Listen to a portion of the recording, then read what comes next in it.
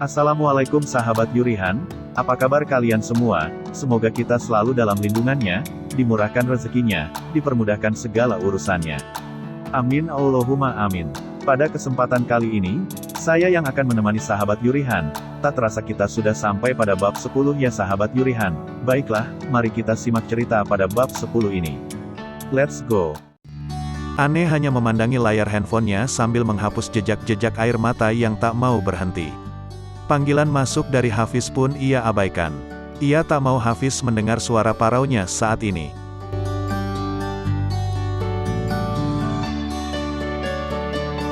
Kini Ane berada di antara dua sisi yang sama-sama sulit untuk ia lakukan. Bingung, alasan apa yang tepat untuk mendapatkan izin dari Om Ridwan? 3 hari bukanlah waktu yang sebentar bagi Ane, apalagi dia tidak pernah keluar, apalagi sampai harus bermalam berhari-hari. Kecuali saat dia KKN dulu.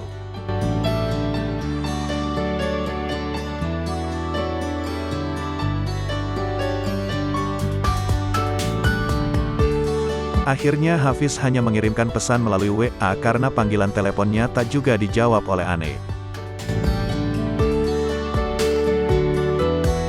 Assalamualaikum, apa kabar Mbak Ane? Ane tak memberi balasan. Mbak sehat kan? Masih belum ada jawaban.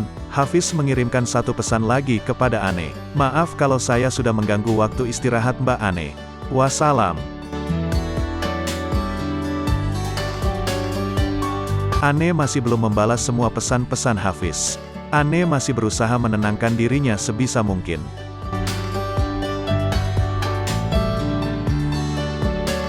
Kemudian Ane meletakkan handphonenya di atas tempat tidur, kemudian menggiring tubuhnya ke kamar mandi untuk mengambil air wudhu. Biasanya setelah sholat Isya, Ane keluar dari kamar untuk makan malam. Tapi malam ini berbeda, dia tidak merasa lapar sedikit pun. Dia lebih memilih untuk segera membawa dirinya berbaring di tempat tidur sambil memikirkan alasan apa yang akan dia katakan pada Om Ridwan, dan kemana dia akan bermalam selama 3 hari.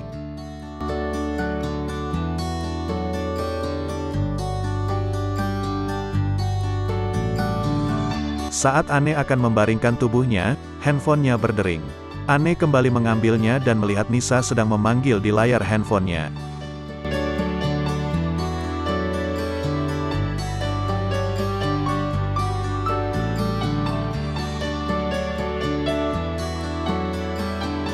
Ane yang sudah merasa lebih tenang segera menerima panggilan Nisa sambil duduk bersandar pada dipan tempat tidurnya.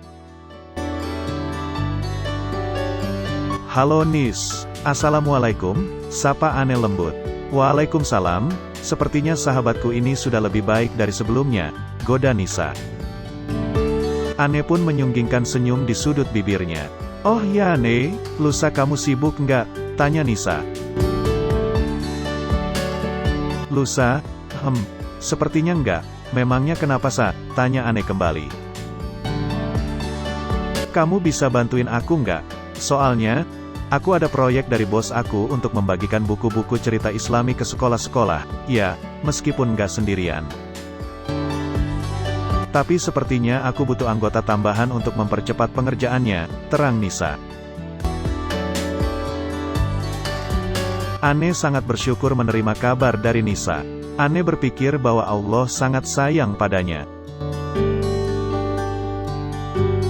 Di saat dia butuh mencari alasan, ternyata Allah langsung memberikan jawabannya melalui Nisa.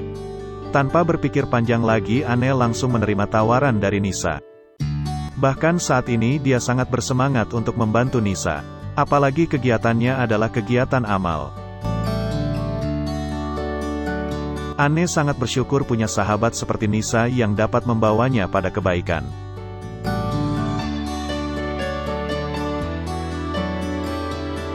Aku mau lusa aku akan ikut sama kamu. Tapi aku harus izin dulu sama Om dan Tante. Dan kalau kamu nggak keberatan, bantu aku untuk meyakinkan mereka, please.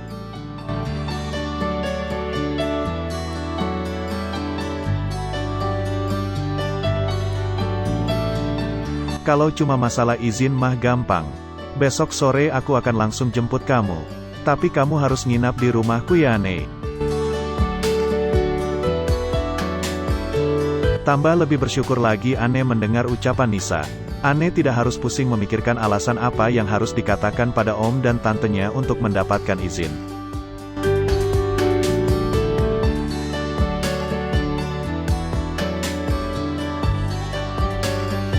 Akhirnya senyum lebar pun menghias kedua sudut bibir Ane yang merah. Nisa pun menutup teleponnya dengan salam. Alhamdulillah ya Rob, Engkau memang maha baik. Engkau selalu memberiku kemudahan di setiap kesulitan yang aku hadapi. Syukur Ane dalam hatinya. Sekilas ingatannya tertuju pada Hafiz, ia merasa bersalah karena pesan-pesannya tidak ada yang dibalasnya. Bahkan dibaca juga tidak. Sedikit ragu, ia membuka-buka chattingan di WA-nya. Membaca satu persatu pesan masuk yang belum ia baca. Ada dari Hafiz, Tasya dan juga Taris, salah satu teman satu pengajian yang mengajaknya bergabung untuk pertama kali. Ane mulai membaca pesan yang masuk dan membalasnya. Dari Tasya, jangan lupa dengan perjanjian kita, lusa aku harus sudah pergi. Iya Sya, kamu jangan khawatir, balas Ane.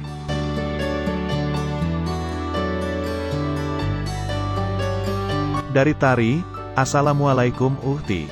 Hanya sekedar mengingatkan saja, Sabtu besok jangan lupa hadir ya, kita pengajian di Masjid Al-Huda. Waalaikumsalam Uhti, insya Allah saya akan hadir. Jazakallah, sudah mengingatkan saya, ditambah dengan emoji senyum balas Ane.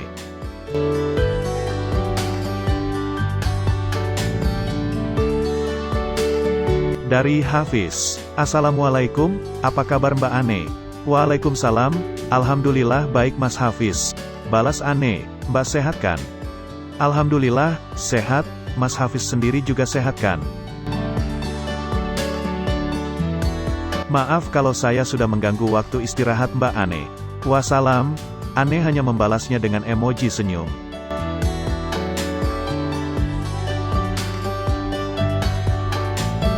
Dengan secepat kilat, Hafiz langsung melakukan panggilan dari handphonenya. Sementara Ane masih belum selesai mengirim balasan yang terakhir. Dengan hati berdebar, akhirnya Ane memberanikan diri untuk menerima panggilan Hafiz. Dan ini adalah kali pertama mereka berbicara melalui telepon. Assalamualaikum Mas, sapa Ane lembut. Waalaikumsalam Mbak, saya nggak mengganggu waktu Mbak Ane kan? Tanya Hafiz.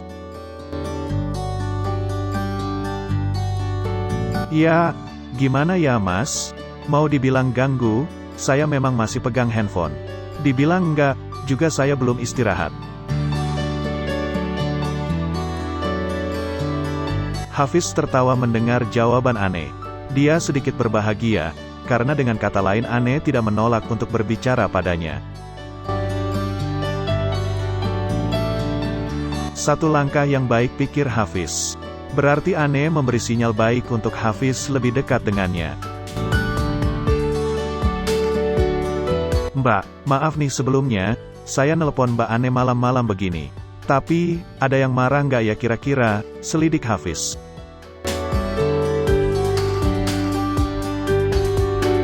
Terus, kalau ada yang marah gimana ya Mas? Tanya Ane sambil menyunggingkan senyuman.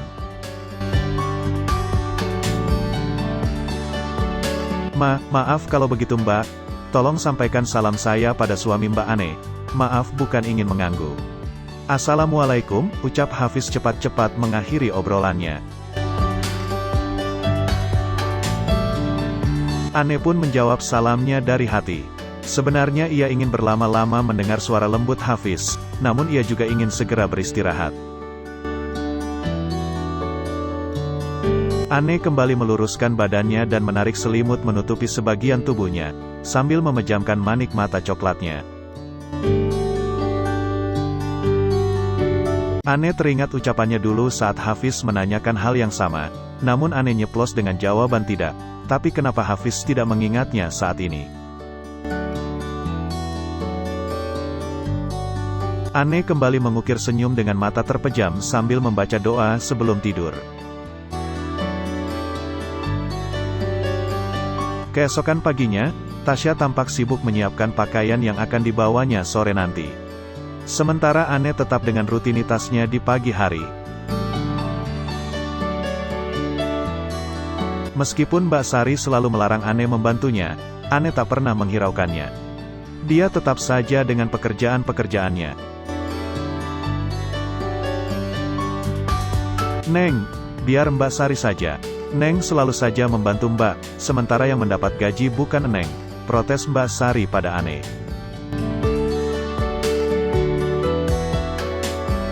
"Mbak tenang saja, gaji yang Mbak terima itu adalah rezeki Mbak. Kalau masalah pekerjaan ini, anggap saja saya lagi latihan."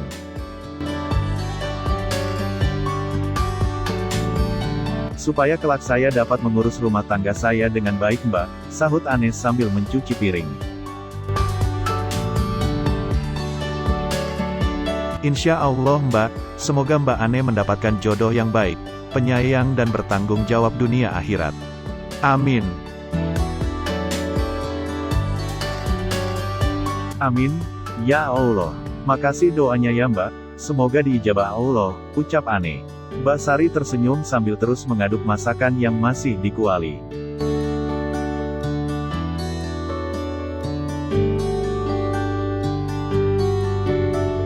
"Kompak ya sesama pembokat," celetuk Tante Widya tiba-tiba nongol di belakang mereka berdua.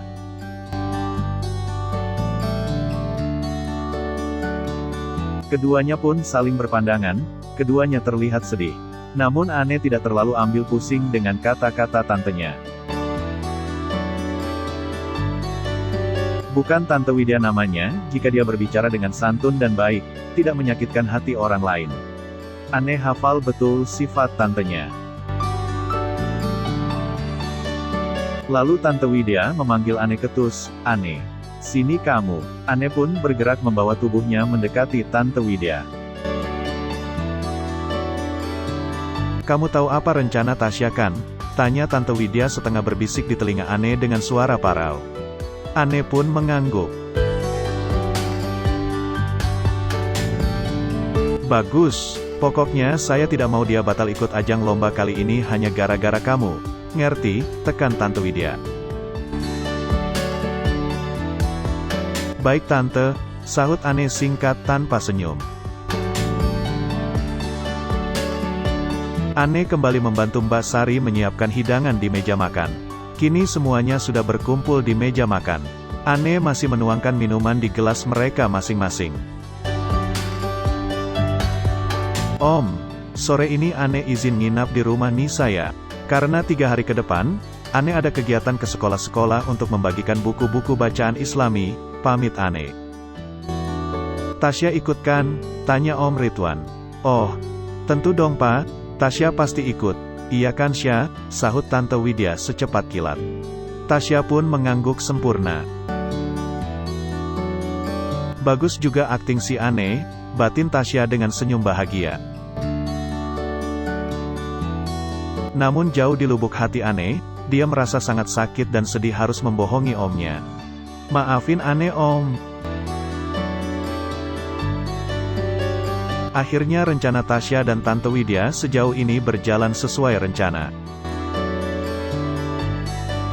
Bagaimana kelanjutan rencana Tasya dan mamanya?